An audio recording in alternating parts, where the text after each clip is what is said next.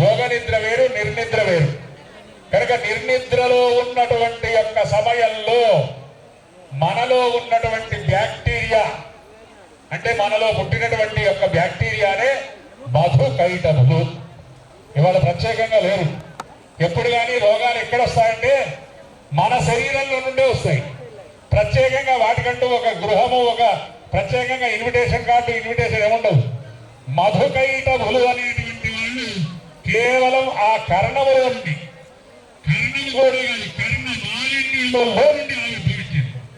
అంటే చూడండి, అంటే ప్రతి వాడికి వాడు బ్యాక్టీరియా అని మనం అంటున్నాం. ఇప్పుడు సైన్స్ వచ్చింది కనుక మధుకైటభులు అంటే, మధు అంటే షుగర్.